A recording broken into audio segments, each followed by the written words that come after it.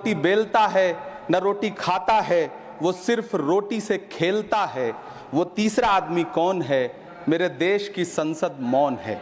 सभापति महोदय, वो भी क्या दिन थे जब संसद में देश का बजट पेश होता था तो देश की सड़कें ठहर जाया करती थीं। रेल बजट पेश होता था तो लोगों की उम्मीदें रेल के डिब्बों की तरह पटरियों पर दौड़ने लगती थीं। पूरा देश धड़कने रोक करके वित्त मंत्री और रेल मंत्री को सुना करता था। अफसोस, अब बजट पेश हो जाता है, मीडिया चैनल सरकार का महिमा मंडन करते हैं और बेचारी जनता बजट के आंकड़ों के शब्द जाल में उलझी हुई महीनों बाद समझ पाती है कि उसका तो फिर से कट गया। सभापति महोदय, पिछले 2 साल अमृतकालीन बजट पेश किए गए और इस बार एक नई शब्दावली गढ़ी गई है, तुष्टीकरण बनाम संतुष्टीकरण का बजट। सभापति महोदय, सुनने में कितना अलंकारिक लगता है ये शब्द। सोच रहा हूं देश की वित्त मंत्री और प्रधानमंत्री जी से पूछूं कि आखिर किसकी संतुष्टि? जिस बजट में मनरेगा के लिए 1 रुपए की बढ़ोतरी ना हो, वही पुराना 86,000 करोड़, जबकि पहले ही 9,754 करोड़ का घाटा हो, जिस मनरेगा से करोड़ों मजदूरों के घर में चूल्हा जलता हो, उस मनरेगा में काम करने वाले गरीब मजदूरों के लिए अगर आपके खजाने से 1 रुपया भी इजाफी नहीं निकल सका तो भला कौन संतुष्ट हुआ साहब? इस देश का गरीब मजदूर या आपके उद्योगपति दोस्त? वो जो महाराष्ट्र में लोकसभा और विधानसभा के बीच में 40 लाख मतदाता बढ़ाए गए थे, अरे उन्हीं के लिए मनरेगा का थोड़ा सा बजट बढ़ा देते। क्या उसमें मनरेगा का एक भी मजदूर नहीं था 40 लाख लोगों में? सारे के सारे 12 लाख की छूट वाले से आगे के लोग थे।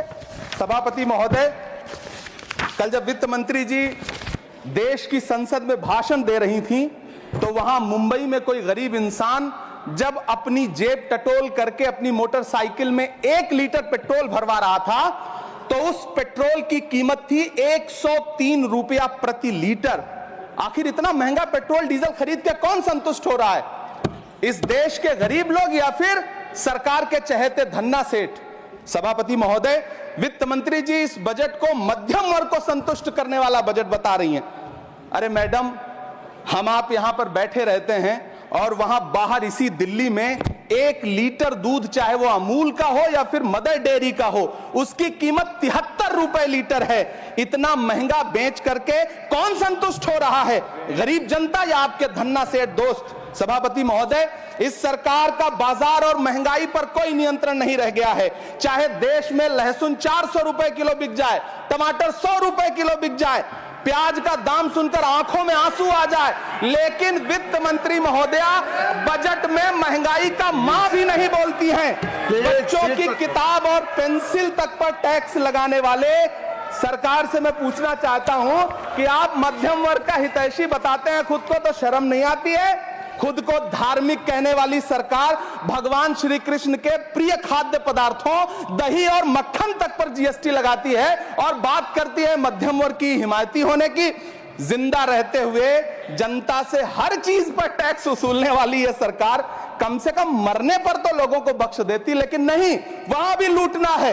अंतिम संस्कार के सामान, अगरबत्ती, धूप बत्ती, केवड़ा जल, चंदन पाउडर, जौ, बताशा, काला तिल, पंचरत्न, कपूर और कफन तक पर टैक्स लेने वाली यह सरकार किस मुंह से खुद को मध्यम वर्ग का हितैषी बताती है? कौन सी संतुष्टि? किसकी संतुष्टि? कदम कदम पर टैक्स देकर लुटने वाली जनता की या फिर जनता से टैक्स वसूल करके धन्ना सेठों का खजाना भरने वाली सरकार की? किसकी संतुष्टि?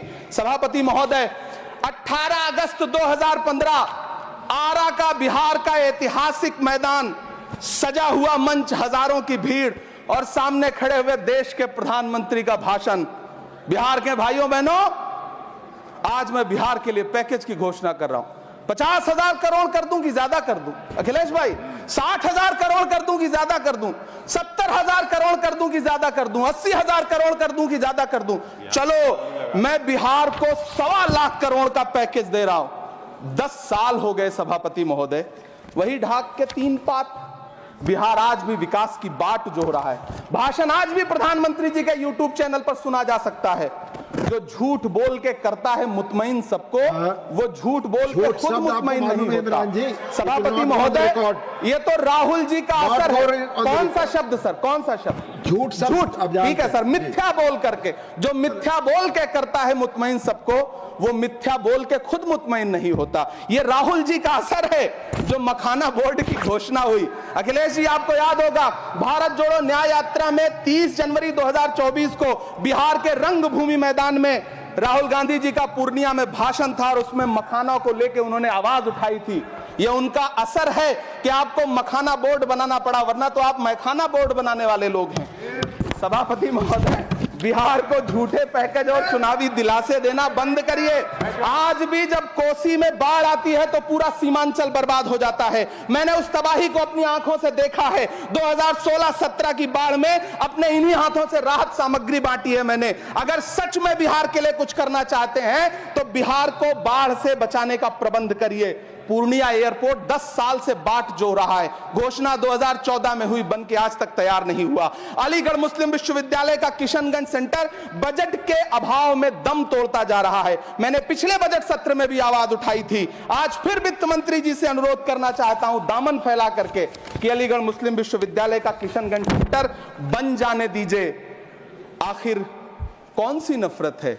यह मुल्क हमारा भी है, इस मुल्क की मिट्टी में हमारा भी खून पसीना शामिल है। हमसे इतनी भी क्या नफरत? रिश्तों की ये नाजुक डोरें तोड़ी थोड़ी जाती हैं, अपनी आंखें दुखती हो तो फोड़ी थोड़ी जाती हैं। सभापति महोदय, अल्पसंख्यक मंत्रालय का बजट काटकर मौलाना आजाद नेशनल फेलोशिप बंद कर देना, प्री मैट्रिक स्कॉलरशिप बंद कर देना, नई मंजिल योजना बंद करना, धरोहर योजना बंद करना।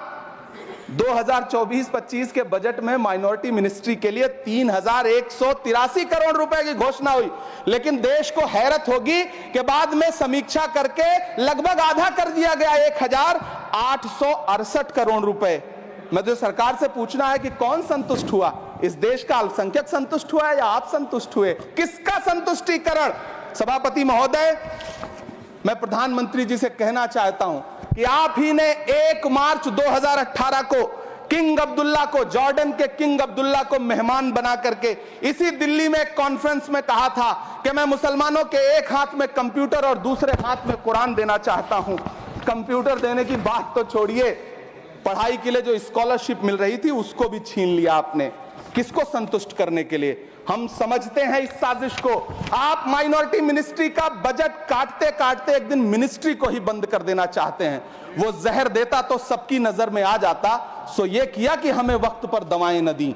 सभापति महोदय, मैं तो वित्त मंत्री जी से पूछना चाहता हूं आपके माध्यम से कि शायद आपको पता ही नहीं है कि गृहस्थी चलाने वाली एक गृहिणी की मुश्किलें क्या क्या होती हैं। आपने कभी सोचा भी नहीं होगा कि जब वो किचन में सब्जी बनाने के लिए कढ़ाई में तेल डालती है तो उसके साथ उसके आंसू भी गिरते हैं। सभापति महोदय, शायद उन्हें पता भी ना हो कि एक छोटी सी गाड़ी और एक छोटे से फ्लैट का EMI भरने के बाद इस देश का एक गरीब इंसान जब अपने बच्चों की फीस भरने के बारे में सोचता है तो उसे कितनी खुशियों का गला घोंटना पड़ता है। शायद उनको पता भी नहीं है कि फसल बेच करके बिटिया की शादी का सपना सजाने वाला किसान जब अपनी फसल बर्बाद देखता है तो कितनी रातें सो भी नहीं पाता है। सभापति महोदय, शायद वो कभी इस पीड़ा को समझ ही नहीं पाएंगी कि परिवार के किसी एक सदस्य को कैंसर जैसी बीमारी हो जाए तो घर और जमीनें गिरवी रख उठती हैं लेकिन इलाज नहीं हो पाता। सभापति महोदय, इसी देश की संसद में कभी स्वर्गीय सुषमा स्वराज जी ने कहा था कि जब देश की करेंसी गिरती है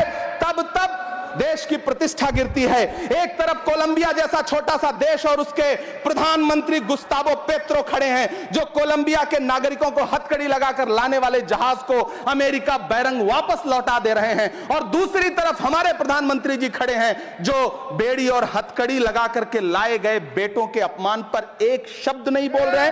सभापति महोदय, मैं इतिहास के पन्ने पलट रहा हूं, मुझे 2 किरदार याद आ रहे हैं। एक तरफ निक्सन के 7वें बेड़े की धमकियों के सामने लोहे की तरह अडिग इंदिरा गांधी खड़ी हैं, तो दूसरी तरफ खुद ही नमस्ते ट्रंप का नारा लगाते हुए प्रधानमंत्री जी खड़े हैं। मेरे कानों में सुषमा स्वराज जी की आवाज गूंज रही है। बहुत कम बोलने वाले डॉक्टर मनमोहन सिंह ने बहुत ज्यादा बोलने वाले प्रधानमंत्री जी को जब देश की बागडोर सौंपी थी तो $1 58 का था, आज 85 से 87 के बीच में झूल रहा है। इन दिनों रुपए की अहमियत गिरती है तो न तो देश की प्रतिष्ठा गिरती है ना प्रधानमंत्री की गरिमा। जिस देश में 80 करोड़ लोगों को 5 5 किलो राशन के लिए कतारों में लगना पड़ता हो, उस देश में यह सरकार 12 लाख तक के टैक्स न लेने के लिए अपनी पीठ थपथपा रही है।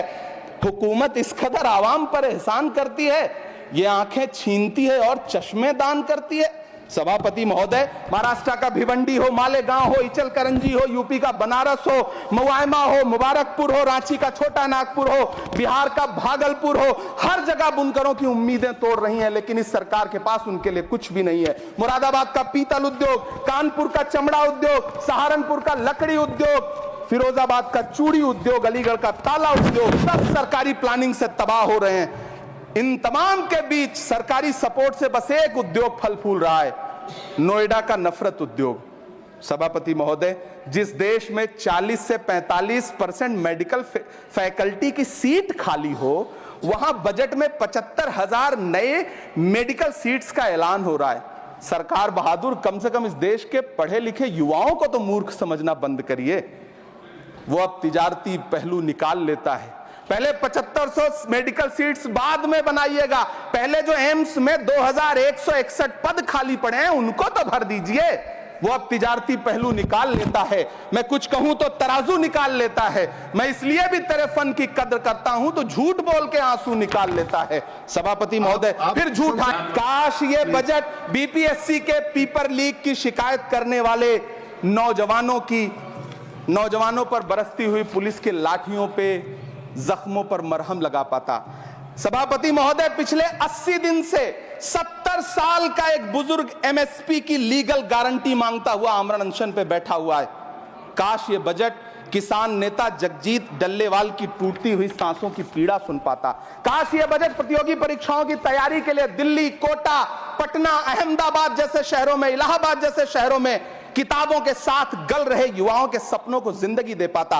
काश ये बजट वंदे भारत के सुनहरे विजुअल के बजाय देश की गरीब जनता को कुछ और पैसेंजर ट्रेनें दे पाता। काश ये बजट सीनियर सिटीजन को ट्रेन टिकटों में मिलने वाली रियायतें वापस लौटा पाता, जिनको सरकार ने कोविड के नाम पे छीन लिया था। काश ये बजट किसानों की राह में कीले नहीं बल्कि कालीन बिछाने वाला बन पाता।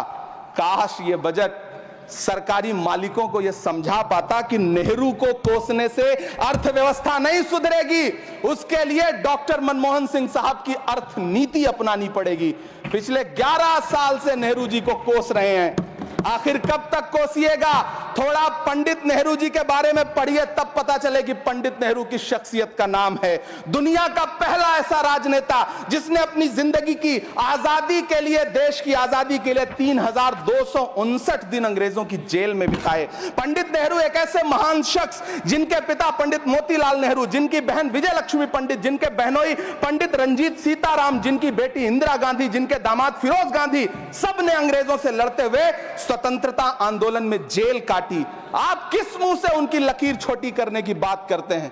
नहीं कर पाइएगा, 7 जन्मों में नहीं कर पाइएगा, क्योंकि जिस्म की मौत कोई मौत नहीं होती है। जिस्म मिट जाने से इंसान नहीं मर जाते, धड़कने रुकने से अरमान नहीं मर जाते, सांसें थम जाने से ऐलान नहीं मर जाते। जिस्म की मौत कोई मौत नहीं होती है। सभापति महोदय, मैं आपके सामने खड़ा होकर के एक बहुत छोटी सी कहानी सुनाना चाहता हूं कि महान बादशाह सिकंदर ने जब यूनान फतेह किया तो जीत का जश्न मनाने के लिए शहर की सड़कों पर निकला, तो उसने देखा कि पूरा शहर तो जश्न मना रहा है, एक फकीर सड़क के किनारे चादर तान के सो रहा है। सिकंदर को गुस्सा आया, घोड़े से उतरा, उस फकीर के पास गया और उसे सोता देख करके उसे जोर की एक लात मारी और लात मार के कहा कि क्यों रे फकीर, मैंने यूनान फतेह कर लिया, लोग जश्न मना रहे हैं और तू सो रहा है।